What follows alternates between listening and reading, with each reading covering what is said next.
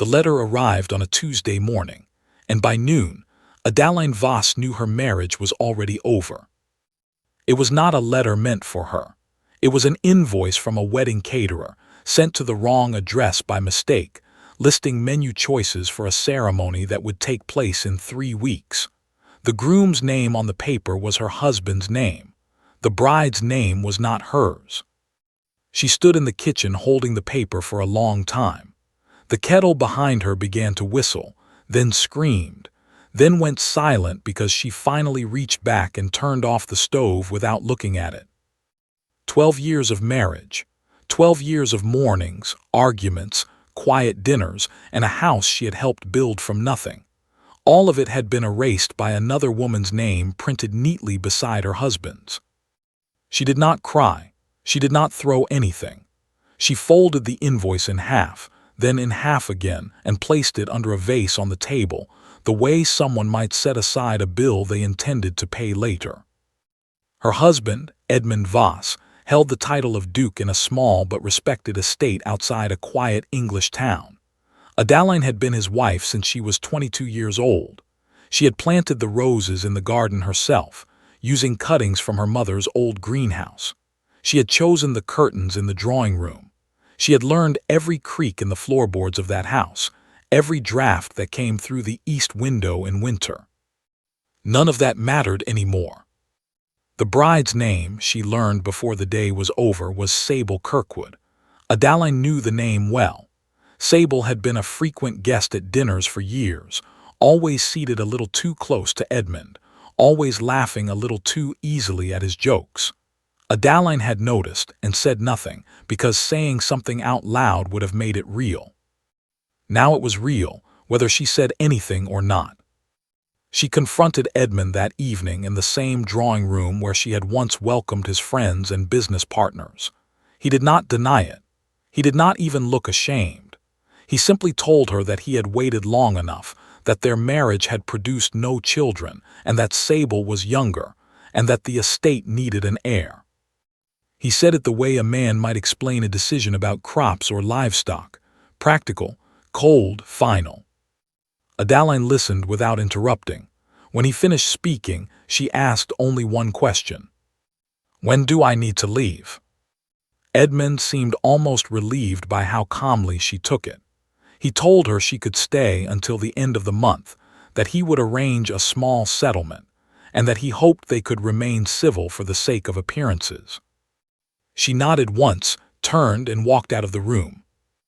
That night a housemaid named Nora found her sitting alone in the garden, among the roses she had planted years ago. Nora did not ask what was wrong. She already knew. The whole staff knew. Servants always know before the family admits anything. "She wants them dug up," Nora said quietly, sitting on the stone bench beside her. "The roses. Miss Kirkwood said they were old and ugly. She wants a new garden built by spring." Adeline looked at the roses in the moonlight.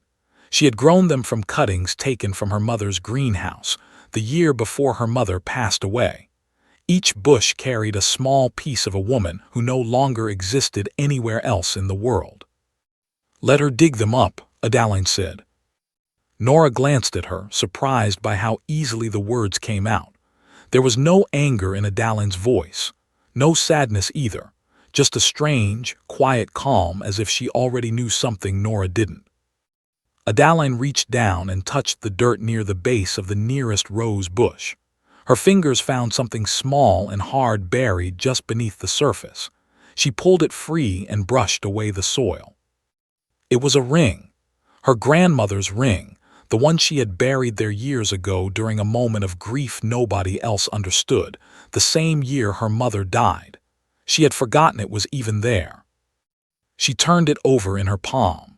The metal was cool and old, engraved with symbols she had never fully understood as a child. Her grandmother had given it to her on her deathbed, pressing it into her hand with fingers that were already growing cold. "This one keeps its own accounts," her grandmother had said. Nothing more, no explanation, just those 6 words, and then she was gone. Adeline had never worn the ring. She had buried it here in the garden on the day of her mother's funeral as a kind of offering to two women she had lost. She had not thought about it since. Now, sitting in the dark with her marriage in ruins and her home about to be stripped away from her, she slipped the ring onto her finger. It fit perfectly, as if it had been waiting for exactly this moment. Nora watched her do it, and for reasons she could not explain, felt a small chill run down her arms, despite the warm summer night. "Ma'am," Nora said carefully, "are you all right?" Adaline smiled, and it was not a sad smile. It was something else entirely, something Nora had never seen on her employer's face before. "I will be," Adaline said. Over the following days, Adaline packed only what truly belonged to her. She left the fine dresses Edmund had bought for public appearances. She left the jewelry that had been gifts meant to keep her quiet during difficult years. She took her mother's old sewing kit, a small collection of books, a handful of family photographs, and the ring. Word of the divorce spread quickly through the town, as such things always do. People whispered in shops and at church gatherings. Some pitied her. Others, quietly, admired how composed she appeared, how she walked through town with her head held high instead of hiding away in shame. Sable Kirkwood, meanwhile, could barely contain her excitement. She had waited years for this moment, and now that it had finally arrived, she wasted no time making sure everyone knew the estate belonged to her. She ordered new curtains before Adaline had even fully moved out. She spoke to caterers about her wedding as if the ink on the divorce papers was already dry. She walked through the garden pointing out everything she intended to change, loud enough for the staff to hear, loud enough that word would eventually reach Adaline. "Ugly old roses," she said to anyone who would listen. "I want something modern, something that actually looks like it belongs to a duchess." The staff exchanged glances but said nothing. They had worked under Adaline for years and knew her temperament well. They also knew, without being told directly, that something about this situation felt different from an ordinary heartbreak. On the day Adaline finally left the estate, she carried a single trunk to a small carriage waiting at the gate. She did not look back at the house. She did not cry. She simply climbed inside, sat down, and folded her hands in her lap, the ring catching the morning light on her finger. The driver, an older man named Callum who had known the family for years, glanced at her in the small mirror above his seat. "Where to, ma'am?" "The cottage on Willow Lane," she said. "It's small, but it's mine." As the carriage pulled away from the estate, Adaline allowed herself one final glance backward, not at the house, but at the garden. The roses stood tall in the morning sun, their petals catching the light exactly as they had for years. She did not know, not with certainty, whether anything strange would happen because of the ring on her finger. She was not a woman who believed easily in curses or old family stories. But her grandmother had never been wrong about anything important, not once in her entire life, and those 6 words echoed in her mind the entire journey away from the only home she had known for over a decade. This one keeps its own accounts. Behind her, in the garden she had left behind, one of the roses near the base of the largest bush had already begun to wilt, though the rest of the plant remained perfectly healthy. Nobody noticed it that day, but they would notice soon enough that it was only the beginning. The cottage on Willow Lane was small and plain, nothing like the grand estate Adaline had left behind, but it was quiet, and it was hers. She spent the first week simply sitting by the window, watching the world outside move at its own slow pace, farmers walking their fields, children chasing each other down the lane, the occasional cart rattling past on its way to market. She did not think much about Edmund. She thought even less about Sable. Her mind kept returning instead to the ring on her finger and to the strange calm that had settled over her since the moment she had dug it out of the garden soil. She told herself it meant nothing. Old rings did not hold power. Grandmothers said strange things sometimes, especially near the end of their lives. when the boundary between memory and imagination grew thin. But somewhere deep inside her, in a place she rarely allowed herself to visit, she wondered if her grandmother had been telling the truth. 3 days after she settled into the cottage, a letter arrived from Nora, the housemaid who had remained at the estate under Sable's employment. The letter was short, written carefully, as if Nora feared someone might read it before it reached its destination. The roses were dying. Not all of them, and not quickly, but one by one, starting from the exact spot where Adaline had dug up the ring. Sable had ordered new roses planted over the dead ones, but those too had begun to wither within days, their leaves curling inward as though something beneath the soil refused to let anything new take root. Adaline read the letter twice, then folded it carefully and placed it in a drawer beside her bed. She did not respond. She did not need to. Whatever was happening at the estate was no longer her concern, or so she told herself, even as a small, unfamiliar sense of satisfaction settled quietly in her chest. Sable Kirkwood woke that morning with a headache she could not explain. It was not the kind of headache that came from too much wine or too little sleep. It sat behind her eyes like a stone, dull and constant, and no amount of rest seemed to soften it. She dismissed it as wedding stress. There was, after all, a great deal to prepare. Invitations had to be sent to families across 3 counties. A dress had to be fitted. The chapel needed flowers, and the flowers needed to be perfect, because everyone in town would be watching, waiting to see if the woman who had taken another woman's husband could truly play the part of a duchess. She stood in front of her mirror that morning, brushing her long dark hair, admiring the way the morning light caught the gold thread in her new robe. Edmund had given it to her as an early wedding gift, and she wore it every chance she could, especially in front of the staff, who she still felt did not respect her the way they should. As she brushed, she noticed something caught in the bristles. A small clump of hair, more than usual, tangled around the wooden handle.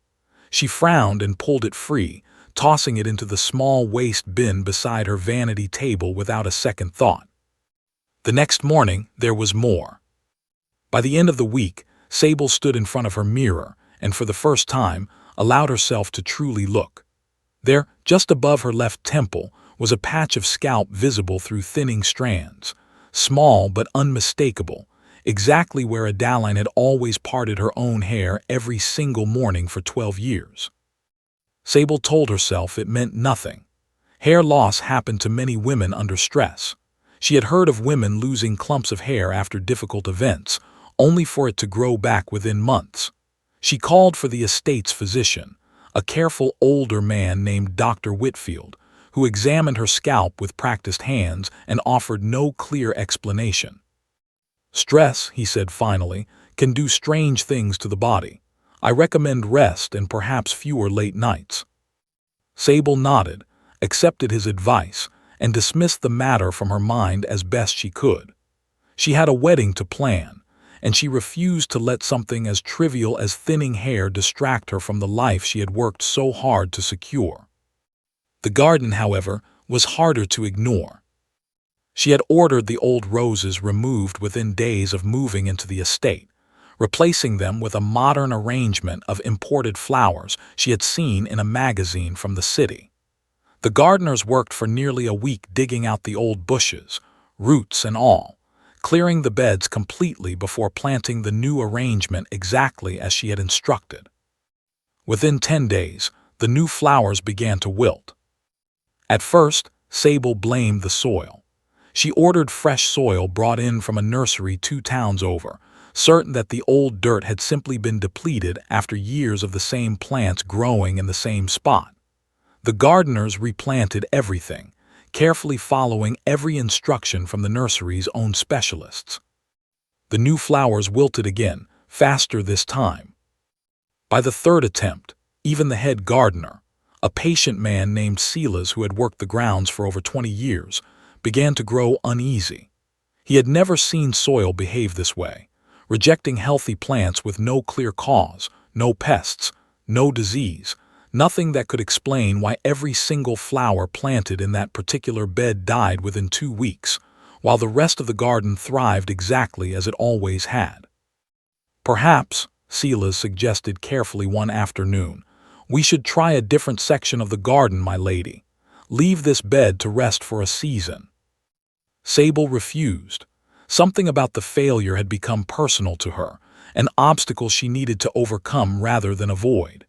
She ordered a fourth planting, then a fifth, each time insisting on the exact same spot where Adaline's roses had once grown, where Adaline's mother's cuttings had taken root over a decade earlier.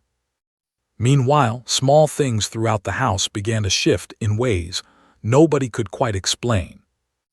A vase that had sat undisturbed on the entrance table for years suddenly toppled to the floor one quiet afternoon, shattering into pieces, though no window had been open and no one had been standing nearby.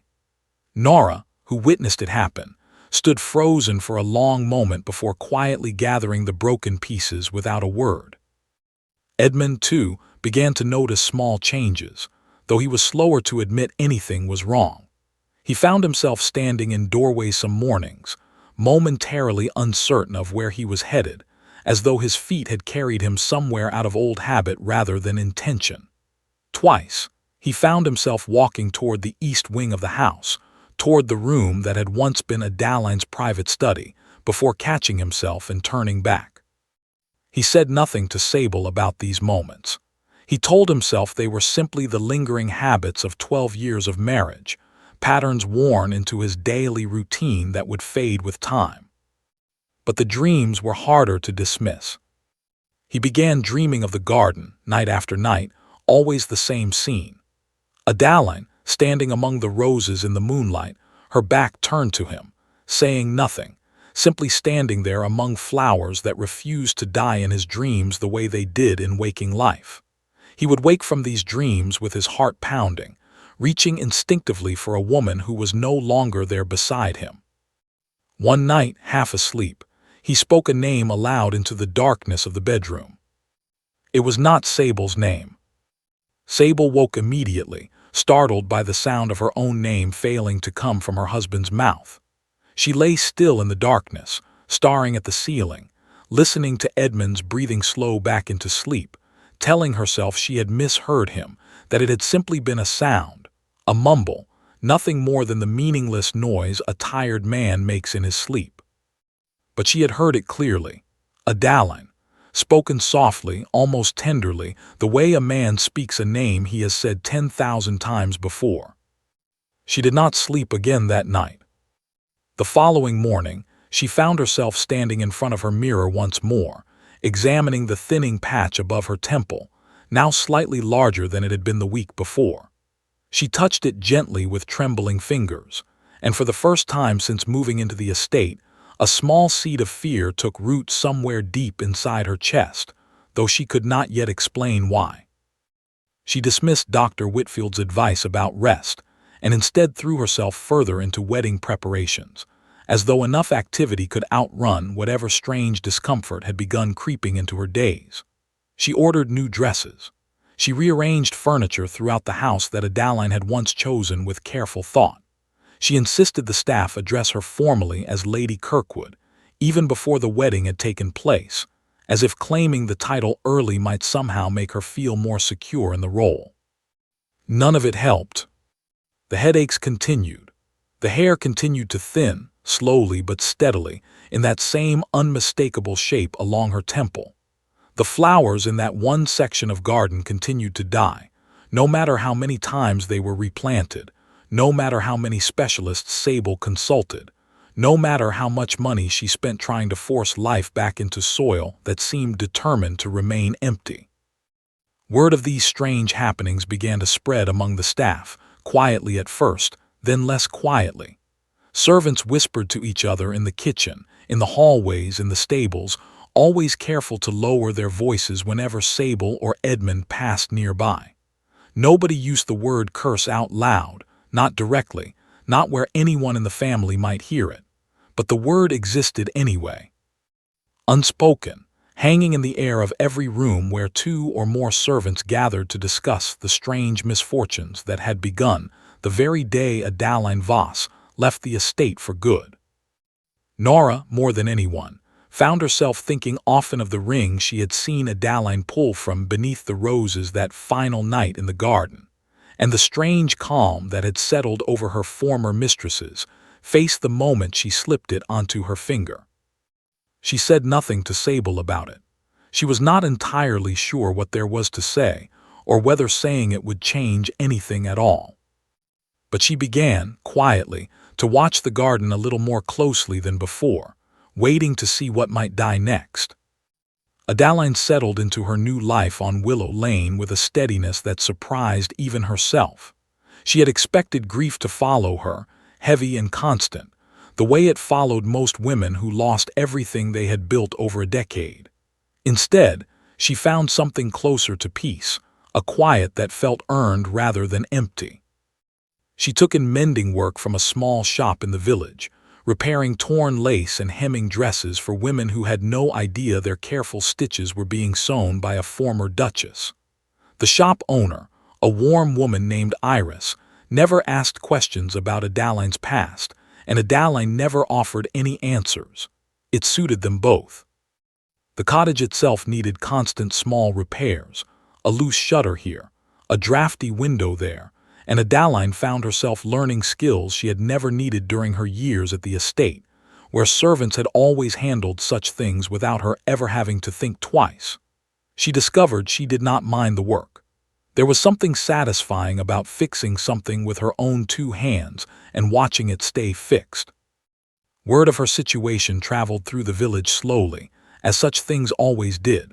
Some people looked at her with pity when she passed on the street, whispering about the husband who had left her for a younger woman, the estate she had lost, the title that no longer belonged to her. Others, quietly, admired the way she carried herself, chin level, shoulders back, moving through the market with the same steady grace she had once used to walk through grand hallways. A widower named Gareth Holt lived on a small farm 2 properties over from her cottage. He was a broad, quiet man in his early 40s, with rough hands and a gentle way of speaking that seemed entirely unlike the men Adeline had known during her marriage. His wife had died 3 years earlier, leaving him alone with a young daughter he was raising as best he could. He began appearing at her cottage every few days, always with some small excuse. He had extra firewood he did not need. He had grown too many vegetables in his garden and thought she might want some. His daughter, a bright 7-year-old girl named Poppy, had asked whether the lady down the lane might teach her how to sew, since her own mother had never gotten the chance. Adeline agreed, mostly because refusing seemed unnecessarily cold, and partly because something about the small girl's earnest request reminded her of a version of herself from long ago, before marriage and titles and grand houses had reshaped her into someone else entirely. Poppy visited twice a week, sitting at Adeline's small kitchen table with a needle far too big for her small fingers, carefully learning stitches while Gareth waited outside, chopping wood or repairing the fence along the property line, never intruding, never overstaying, simply present in a quiet, steady way that Adeline found herself, against her own expectations, beginning to look forward to. She did not think of Edmund often during those weeks. When she did, it was without anger, without longing, almost as if she were remembering a story about someone else's life rather than her own. The estate, the roses, the marriage, all of it felt distant, like a house she had once visited but never truly lived in. News still reached her occasionally, carried by Nora's careful letters, or by village gossip that traveled faster than any official announcement ever could. She learned that the wedding date had been pushed back once, then twice, always with some new excuse offered to the guests. She learned that Sable had dismissed 2 physicians in a row, unsatisfied with their inability to explain her worsening headaches or the widening patch of thinning hair she now covered with elaborate hairstyles and expensive combs. She learned, too, that the garden had become something of a local curiosity, whispered about in the market and the tavern alike. 5 separate plantings had failed in that same small section of soil, each one dying faster than the last, until even the most skeptical villagers had begun to wonder aloud whether something unnatural was happening on the Voss estate. Adaline listened to these reports the way one might listen to weather updates about a storm passing through a neighboring town, aware of it, mildly interested, but not personally affected by any of it. Until the night Sable herself appeared at her door. It happened nearly 2 months after Adaline had left the estate, on a cold evening when rain had begun tapping gently against the cottage windows. Adaline was seated near the fire, mending one of Poppy's small dresses, when a firm knock sounded at her door. She was not expecting visitors. Gareth and Poppy had left hours earlier, and no one else typically called on her after dark. She opened the door cautiously and found Sable Kirkwood standing on her doorstep, soaked from the rain, her expensive traveling cloak clinging to her shoulders, her carefully styled hair now damp and disheveled. For a long moment, neither woman spoke. Sable looked different than Adaline remembered, thinner in the face, paler. There were dark circles beneath her eyes that no amount of powder had managed to fully hide, and even in the dim light of the doorway, Adaline could see the careful way Sable's hair had been arranged to hide something along her temple. "May I come in?" Sable asked finally, her voice smaller than Adaline had ever heard it. Adaline considered refusing. She had every right to. This woman had taken her husband, her home, her title, without a single moment of hesitation or guilt. She owed Sable nothing, least of all shelter from the rain. But something in Sable's face, some raw and unguarded fear that had never been there during all those years of confident dinner parties and quiet, cutting remarks, made Adaline step back from the door instead, allowing her former rival to step inside. Sable stood dripping near the entrance, looking around the small cottage with an expression Adaline could not quite read. It was nothing like the grand room she now called home. It was small, plain, warmed only by a modest fire and a few simple furnishings. And yet, Sable seemed almost uncertain how to stand within it, as though the humbleness of the space unsettled her more than she expected. "Sit," Adaline said finally, gesturing toward the chair near the fire. "You look like you could use it." Sable sat, her hands trembling slightly as she folded them in her lap. Adaline made tea in silence, giving her visitor time to gather whatever words had brought her out into the rain on a night like this. When the tea was finally placed between them, Sable spoke. "Something is wrong with me," she said quietly. "Something is wrong with the house, the garden. Edmund says my name wrong in his sleep. He says yours instead. I have lost so much hair I no longer recognize myself in the mirror. Every physician I have called says the same thing, that there is nothing physically wrong with me, and yet I feel worse every single week."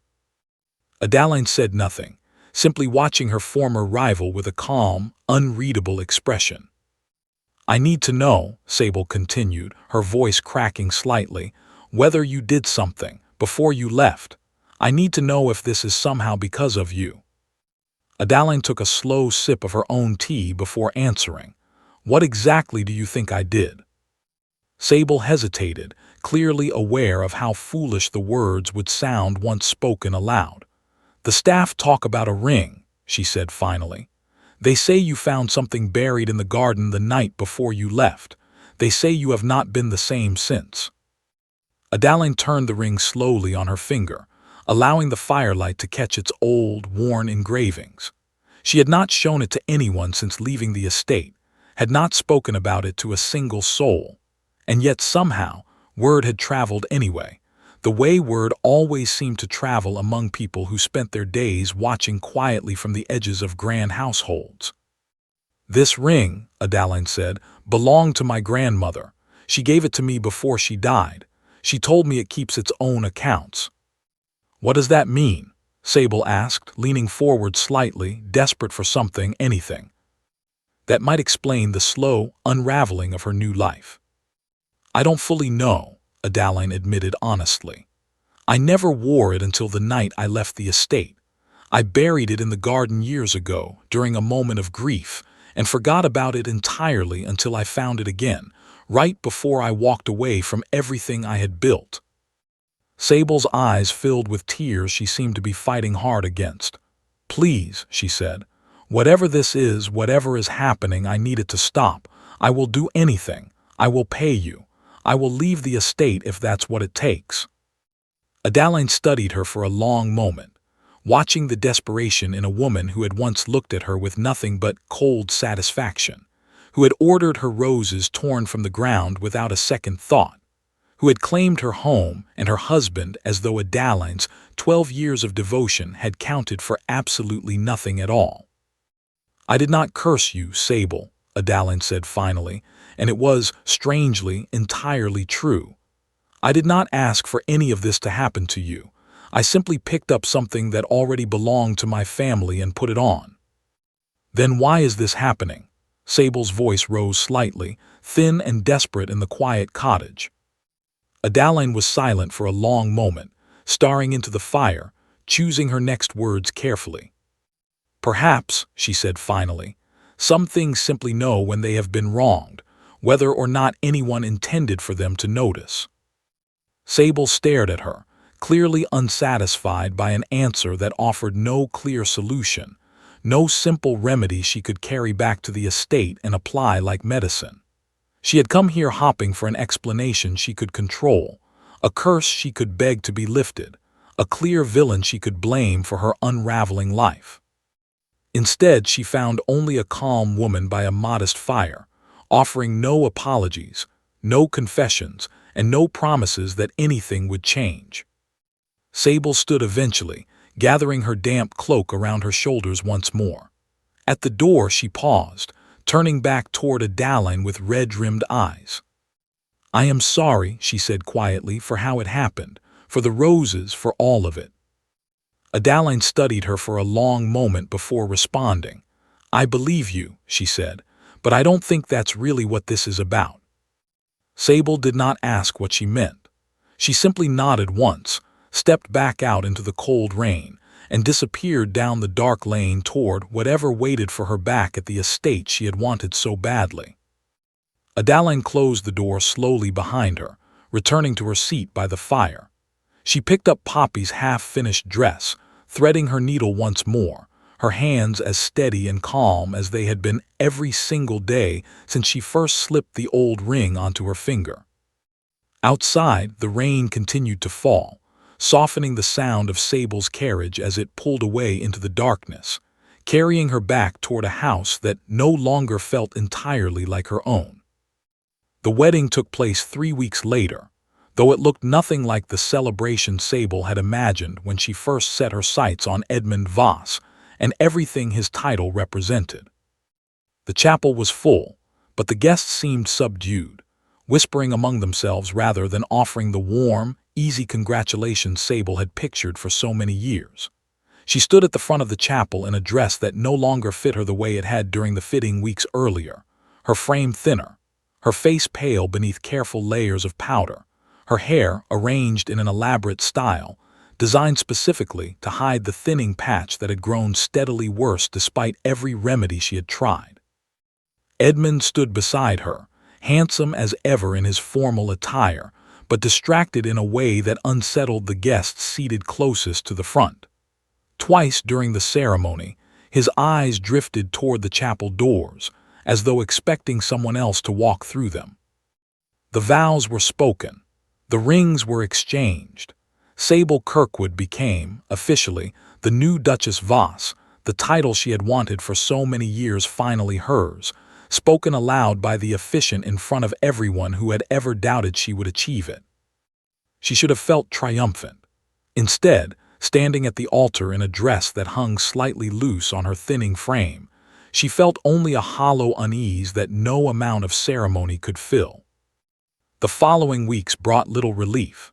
If anything, the strange misfortunes surrounding the estate seemed to grow bolder now that the marriage was official, as though something had simply been waiting for the final vows before revealing itself more fully. The garden, already infamous throughout the village for its 5 failed plantings, saw a sixth attempt fail within days, the new flowers wilting so quickly that even Silas, the head gardener, refused to plant anything else in that particular bed without express written instruction, fearing he would be blamed for wasting the family's money on yet another doomed arrangement. Sable's headaches worsened, becoming a near-constant presence behind her eyes, accompanied now by a strange ringing in her ears that no physician could explain or treat. Dr. Whitfield, the fourth specialist she had consulted, finally admitted with visible discomfort that he had run out of medical explanations for her condition.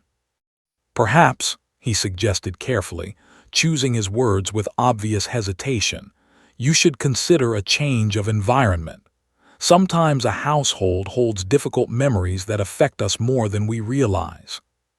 Sable dismissed the suggestion immediately, unwilling to admit, even to herself, that leaving the estate might be the only remedy available to her. Edmund, for his part, grew increasingly withdrawn as the weeks passed. He spent long hours alone in his study, staring at old ledgers he no longer seemed truly interested in reviewing. He began sleeping poorly, waking frequently throughout the night, always with the same troubled expression, though he rarely spoke about what haunted his dreams. One evening, nearly a month after the wedding, Nora found him standing alone in the garden, staring at the small patch of dead soil where the roses had once grown so beautifully under Adaline's careful attention. "My lord," Nora said gently, uncertain whether she should have interrupted him at all, "is everything all right?" Edmund did not answer immediately. He continued staring at the empty soil, his hands clasped loosely behind his back, his shoulders carrying a weight that seemed far heavier than any single evening should require. "I keep dreaming of her," he said finally, so quietly Nora almost missed the words entirely. "Every single night, standing right here exactly where I'm standing now." Nora said nothing, unsure how to respond to such an admission from a man who had once seemed so certain of every decision he made. "I made a mistake," Edmund continued, his voice barely above a whisper. "I understood it the moment I signed the papers, but by then it was already too late to undo any of it." He turned finally, looking at Nora with tired, hollow eyes. "Do you know where she is now? Adeline, is she well?" Nora hesitated, uncertain whether answering would betray some unspoken loyalty she still felt toward her former mistress. But something in Edmund's face, some genuine and exhausted regret, convinced her the truth would cause no further harm. "She lives on Willow Lane, my lord," Nora said carefully. "From what I understand, she is doing quite well."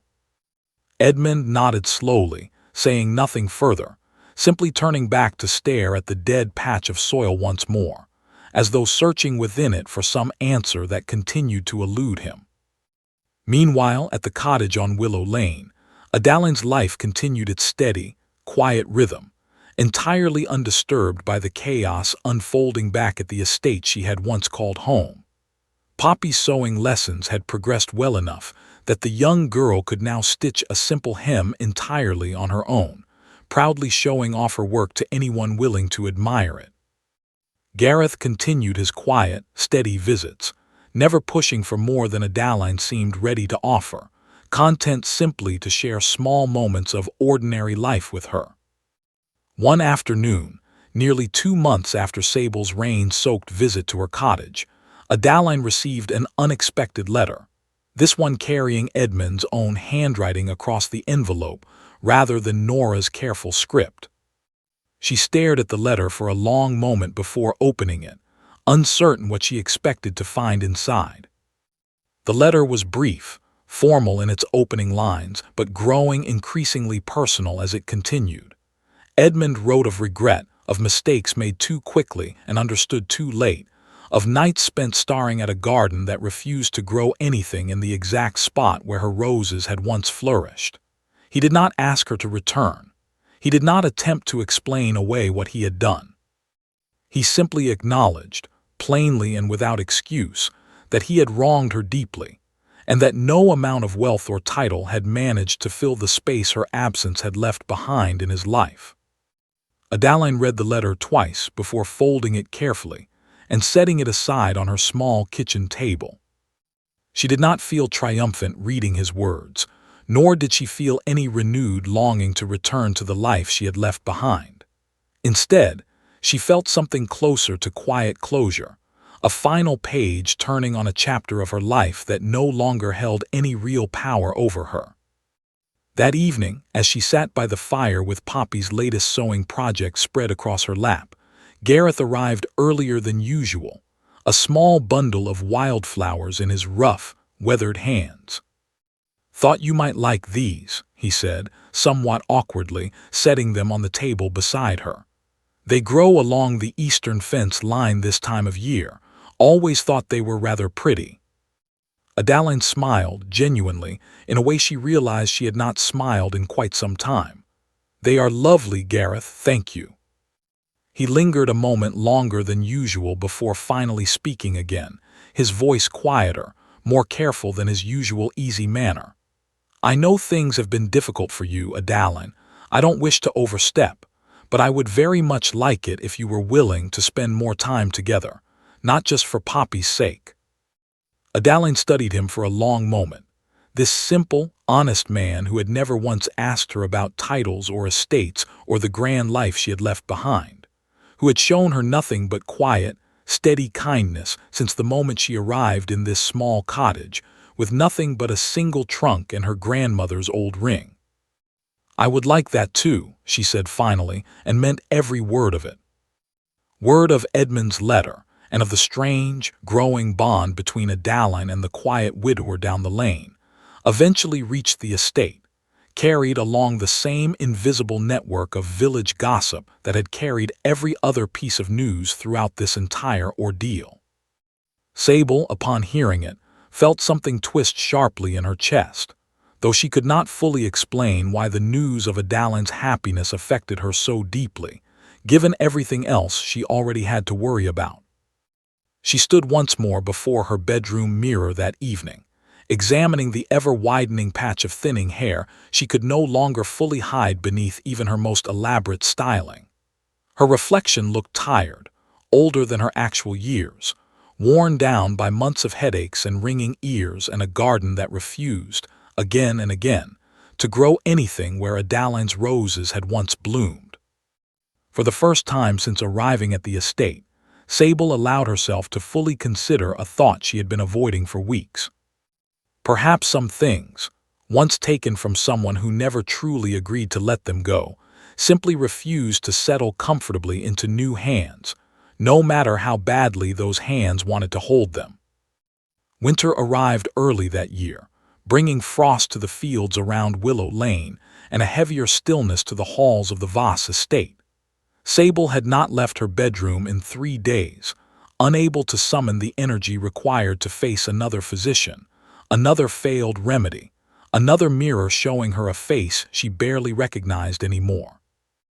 Edmund visited her room each morning out of obligation rather than genuine concern, standing awkwardly near the doorway, asking whether she needed anything, never quite managing to close the distance between them the way a true husband might.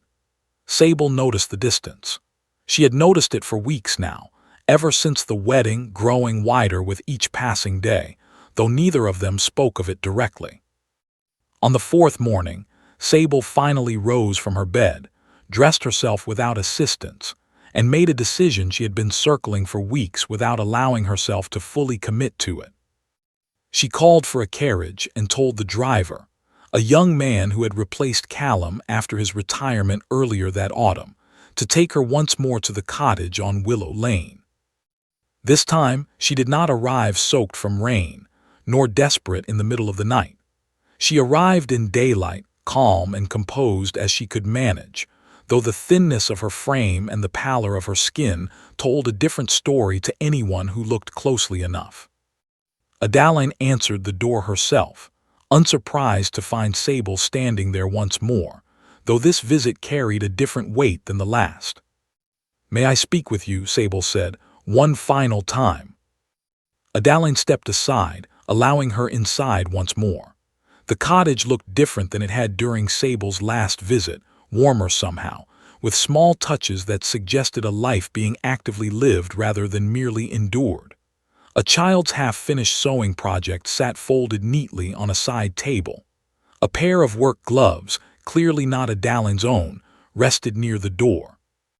Sable noticed these details but said nothing about them, settling instead into the same chair she had occupied months earlier, accepting the tea Adaline offered without her usual pretense of superiority. "I have decided to leave the estate," Sable said finally, once the tea had been poured and the silence had stretched long enough to become uncomfortable. "Edmund and I will separate. I am returning to my family's home in the north." Adaline studied her carefully, saying nothing yet, waiting for whatever else Sable had come to say. "I do not fully understand what happened to me these past months," Sable continued, her voice steadier now than it had been during her previous visit, though still carrying an undeniable weariness. Whether it was truly some manner of curse, or simply the weight of guilt finally settling into my body the way it perhaps always should have. But I no longer wish to fight against it. I only wish for it to stop. "And you believe leaving will stop it?" Adaline asked quietly. "I don't know," Sable admitted, "but staying certainly hasn't helped." Adaline turned the ring slowly on her finger, considering her next words carefully, aware that whatever she said now would likely be the final words ever exchanged between the two of them. "I never wished specific harm upon you, Sable," she said finally. "I want you to understand that clearly, whatever you choose to believe about rings or curses or old family stories. I simply picked up something that had always belonged to me in every sense of that word, and everything that followed happened entirely on its own." Sable nodded slowly, accepting the explanation not because it fully satisfied her, but because she recognized, perhaps for the first time, that she would never receive a cleaner answer than this one. "The roses," Sable said quietly, almost as an afterthought. "They should be yours again. Whatever remains of that garden, I have no further use for it." Adaline considered this for a long moment. "The garden belongs to the estate," she said finally. "Not to me, not anymore. Whoever lives there next will have to decide what grows in that soil and whether it wants to grow there at all." Sable rose from her chair shortly after, her tea barely touched, her business here concluded. At the door, she paused once more, turning back toward the woman whose life she had once so carelessly claimed as her own. "I hope you find happiness," she said, and this time her voice carried no bitterness at all, only a tired, genuine sincerity that surprised even herself. "I already have," Adaline replied simply. Sable left the cottage that afternoon and did not return again. Within 2 weeks, she had packed her belongings and departed the estate entirely, traveling north to her family's home under the quiet cover of an early morning departure, avoiding the whispers and stares that would have inevitably followed a more public exit. Edmund remained at the estate alone, save for the small staff who continued their duties out of habit, rather than any particular loyalty to a man who seemed to drift through his own grand hallways like a stranger in someone else's house. He wrote to Adaline once more, several weeks after Sable's departure, though this letter arrived without any expectation attached to it, simply an acknowledgement that the marriage had ended, that the estate felt emptier than it ever had, even during the years he had spent married to a woman who filled its rooms with warmth and quiet purpose. Adaline read this second letter with the same calm detachment she had applied to the first, folding it carefully and placing it alongside its predecessor in the same drawer beside her bed, a small collection of closed chapters she had no particular desire to revisit. Spring arrived eventually, as it always does, softening the frost along Willow Lane and coaxing new growth from soil that had spent the winter resting beneath a heavy blanket of snow. In the garden behind Adaline's small cottage, where she had spent quiet weekend mornings planting cuttings taken carefully from the very last remaining rose bush at the estate before Sable's departure. Tiny green shoots began pushing steadily upward through the dark, welcoming earth. Gareth found her kneeling in the dirt one such morning, her sleeves rolled up, her hands stained with soil, a look of quiet contentment on her face that he had grown to recognize and cherish over the many months of their gentle, unhurried courtship. "They're growing," Adaline said, smiling up at him without needing to explain further what she meant. He knelt beside her, examining the small green shoots with genuine interest. "Your mother's roses." "My mother's roses," she confirmed, "finally home in soil that actually wants them." Poppy came running out from the cottage moments later, her small hand still clutching a half-finished piece of embroidery, eager to show Adaline her latest stitches. Adaline set aside her gardening tools and turned her full attention toward the excited child, examining the uneven but earnest stitching with genuine praise. Behind her, forgotten now in the soft spring soil, the small ring on her finger caught the morning sunlight briefly before disappearing again beneath a fresh layer of dirt as she returned to her gardening. She no longer thought of it often, that strange old ring and whatever quiet power it may or may not have carried within its worn, ancient engravings. It had done what it needed to do, or perhaps it had done nothing at all, and everything that followed had simply been the natural unraveling of choices made carelessly by people who believed they could take whatever they wanted without ever facing any true consequence for it. Either way, Adaline no longer needed to know for certain. She had her cottage. She had Poppy's bright laughter filling her quiet afternoons. She had Gareth's steady, patient presence, asking for nothing more than her genuine company. And in the soft earth behind her small, humble home, she had her mother's roses, finally growing again, exactly where they belonged. The estate, the title, the grand house with its cold, echoing hallways, all of it belonged now to memories she rarely revisited. Chapters closed as gently and completely as the folded letters resting quietly in the drawer beside her bed. She had lost a title once, taken from her without warning or consent, but standing now in her small garden, surrounded by the people who had chosen to stay, watching new life push steadily upward through soil that had waited patiently through an entire long winter for exactly this moment, Adaline understood, with complete and quiet certainty, that she had never truly lost anything of real value at all. She had simply been given the chance to plant it somewhere better.